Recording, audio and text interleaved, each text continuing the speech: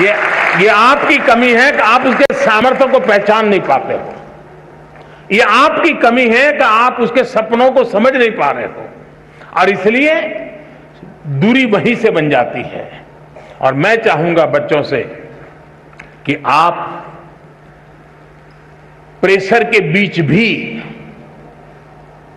अब ये तो मैं नहीं कहूंगा कि मां बाप का मत सुनो, मैं ये तो नहीं कहूंगा टीचर की बात मत सुनो, ये तो सलाह ठीक नहीं होगी। सुनना तो है ही है, वो जो कहते हैं उसको समझना है, लेकिन हमें उन चीजों को स्वीकार करना है जो हमारे भीतर बहुत सहज रूप से, आपने देखा होगा धरती भी वैसे तो निर्जीव लगती है, एक बीज बोएंगे तो उसमें से कुछ नहीं निकलता है, लेकिन उसी धरती पर दूसरा बीज बोएंगे तो बहुत कुछ निकल के आता है, बहुत बड़ा वटवृक्ष बन जाता है। दोष धरती का नहीं है, कौन सा बीज बोया है उस पर है। और इसलिए आपको पता है कि कौन सी चीज आप आसानी से एडॉप्ट कर लेते हैं, कौन सी चीज आपको मन के साथ एकदम उसमें आगे बढ़ जाते हैं। आप जी जान से उसमें जीतते जाइए, आपको कभी बोझ महसूस नहीं होगा। और शुरू में शायद शुरू में रुकावट आएगी, लेकिन बाद में परिवार गर्व करने लग जाएगा, हाँ हम तो सोचते थे कि इसमें ये बहुत अच्छा किया, आज तो हमारा नाम रोशन हो गया। चार लोगों के बीच में बैठते हो तो तारीफ होती है। जो कल तक आपको ताकत को स्वीकार नहीं करते थे, वो आने वाले समय में आप ही के ताकत का गौरवगान करना शुरू कर देंगे। और इसलिए आप हंसते खेलते उमंग के साथ जो मिनिमम रिक्वायरमेंट है उसको पूरा करते हुए, अतिरिक्त जो सामर्थ्य है उससे जोड़ते हुए आगे बढ़ेंगे, आपको बहुत फायदा होगा।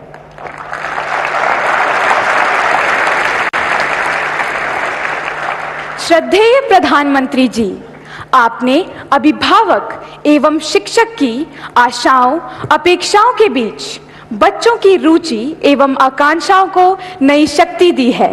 आपका कोटि कोटि धन्यवाद। Honorable Prime Minister Sir, from the culturally rich city of Delhi, Vaibhav, a class 10th student of Kendriya Vidyalaya Janakpuri, earnestly seeks your counsel regarding his problem. Vaibhav, please ask your question. नमस्कार प्रधानमंत्री जी, मेरा नाम वैभव कनौजिया है। मैं कक्षा 10वीं का छात्र हूँ। मैं केंद्रीय विद्यालय जनकपुरी दिल्ली में पढ़ता हूँ। महोदय, मेरा आपसे यह प्रश्न है कि how to stay motivated and succeed when we have so many of backlog. Thank you sir. धन्यवाद वैभव। माननीय प्रधानमंत्री जी, हम बच्चे ही नहीं, हमारे अभिभावक भी आपसे अपनी समस्याओं का निदान चाहते हैं। सुजीत कुमार प्रधान जी, जो झारसुगुड़ा उड़ीसा से एक अभिभावक हैं, आपसे इसी विषय पर मार्गदर्शन की अपेक्षा रखते हैं। श्रीमान सुजीत प्रधान जी, कृपया अपना प्रश्न पूछें। माननीय प्रधानमंत्री जी नमस्कार, मेरा नाम सुजीत कुमार प्रधान। मेरा प्रश्न है, पाठ्येतर गतिविधि के लिए बच्चों को कैसे प्रेरित करें? धन्यवाद। धन्यवाद श्रीमान। माननीय प्रधानमंत्री जी, स्थापत्य और चित्रकला के धनी राजस्थान के जयपुर की कक्षा 12वीं की छात्रा कोमल शर्मा आपसे अपनी परेशानी का हल चाहती हैं। कोमल, कृपया अपना प्रश्न पूछें। नमस्कार माननीय प्रधानमंत्री जी महोदय, मेरा नाम कोमल शर्मा है। मैं राजकीय बालिका उच्च माध्यमिक विद्यालय बगरू जयपुर कक्षा 12वीं की छात्रा हूँ। मेरा प्रश्न आपसे ये था कि मेरे एक सहपाठी का एक पेपर अच्छा नहीं गया है, तो मैं उसे दिलासा कैसे दूं? धन्यवाद। धन्यवाद Komal. Honourable prime minister sir, Aaron Eapen, a class 10th student of Qatar, is overwhelmed by a similar problem. Aaron, please go ahead and ask your question. Namaste sir, greetings from MES Indian School, Doha, Qatar. My name is Aaron Epen of class 10. My questions to the Honorable Prime Minister of India are these: how to stop myself from procrastinating and how to keep away my exam fears and the sense of lack of preparation. Thank you, Aaron. Honorable Prime Minister Sir, Vaibhav, Mr. Pradhan ji, Komal and Aaron are eager to gain from your wisdom on how to handle the problem of lack of motivation and how to sustain commitment to academics. Also, many other students from all over India want to know how to ensure that they participate equally in extracurricular activities to be well integrated individuals. Kindly guide all of us, sir. कोई ये सोचता हो कि motivation का कोई injection मिलता है और वो इंजेक्शन हम लगवा दें तो फिर मोटिवेशन का एश्योरेंस मिल जाता है। किसी को लगता है कि ये फॉर्मूला मिल जाए तो फिर मोटिवेशन की कभी समस्या नहीं रहेगी। तो मैं समझता हूं कि बहुत बड़ी गलती होगी। लेकिन पहले तो खुद को आप ऑब्जर्व कीजिए कि आप वो कौन सी बातें होती हैं जिससे पूरी तरह डीमोटिवेटेड हो जाते हैं। आपको पता चलेगा। आप दिन भर देखेंगे, सप्ताह भर देखेंगे, महीने भर देखेंगे तो आप पकड़ पाएंगे कहाँ जब ऐसा होता है तो मुझे लगता है वो मैं कुछ नहीं कर सकता, ये मेरे लिए कठिन है। तो एक खुद को जानना और उसमें भी वो कौन सी बातें हैं जो मुझे हताश कर देती है, निराश कर देती है, एक बार उसको जान लें और उसको एक बार नंबर बॉक्स में डाल दें। ठीक है, फिर आप कोशिश कीजिए कि वो कौन सी चीजें हैं जो सहज रूप से आपको मोटिवेट करती हैं। जो बातें सहज रूप से आपको मोटिवेट करती हैं उसको आप आइडेंटिफाई कीजिए। मान लीजिए आपने कोई बहुत अच्छा गाना सुना, सिर्फ उसका संगीत नहीं, उसके शब्दों में कुछ चीजें ऐसी है कि आपको लगता है हाँ यार, सोचने का तरीका ये भी हो सकता है। तो आपने देखा होगा कि आप अचानक नए सिरे से सोचना शुरू कर देते हैं। किसी ने आपको बताया था? नहीं बताया था, लेकिन आपने खुद को तैयार किया था कि वो कौन सी चीजें हैं जो मुझे मोटिवेट करता, आपने पकड़ लिया तो आपको मन करेगा हाँ ये मेरे लिए बहुत काम की चीज है। इसलिए मैं चाहूंगा कि आप स्वयं के विषय में जरूर एनालिसिस करते रहिए, उसमें किसी और की मदद के चक्कर में मत पड़िए।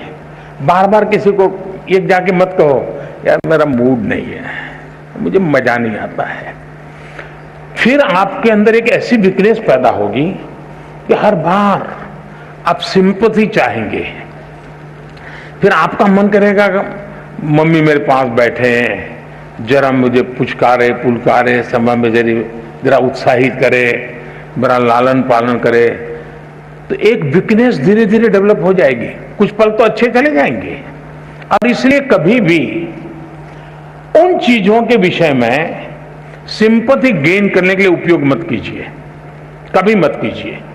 है जीवन में मुसीबतें आई, निराशा आई, हताशा आई, मैं उसको खुद जीऊंगा, मैं उससे जम करके उससे जंग करूंगा और मेरी ही निराशा, मेरी उदासीनता को मैं ही खत्म कर दूंगा, मैं ही उसको कब्र में गाड़ दूंगा। ये विश्वास पैदा करें।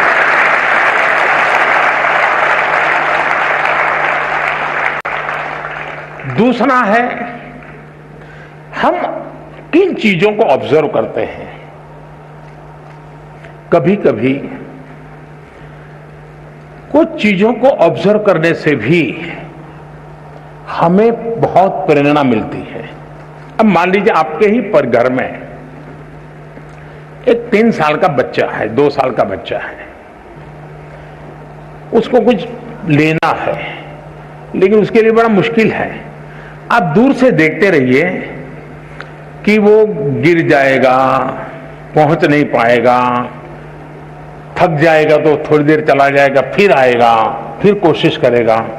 मतलब आपको वो सिखा रहा है कि ठीक है मेरे लिए मुश्किल है लेकिन मैं अपनी कोशिश नहीं छोड़ूंगा। ये मोटिवेशन क्या किसी स्कूल में किसी ने पढ़ाया था क्या? उस 2 साल के बच्चे को कोई प्राइम मिनिस्टर गया था कहने के लिए क्या?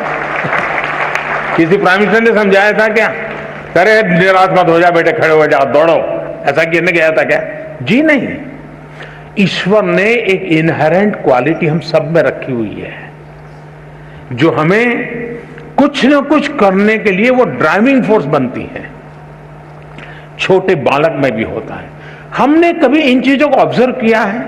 आपने देखा होगा कि कोई दिव्यांग अपनी कुछ गतिविधि करता है, उसने अपने तरीके ढूंढ लिए हैं, बहुत अच्छे ढंग से करता है, लेकिन हमने माइन्यूटली ऑब्जर्व किया कि देखिए भाई, ईश्वर ने उसकी इतनी शरीर में कमियां दी है, लेकिन उसने हार नहीं मानी है, उसने अपनी कमियों को ही शक्ति बना दिया है।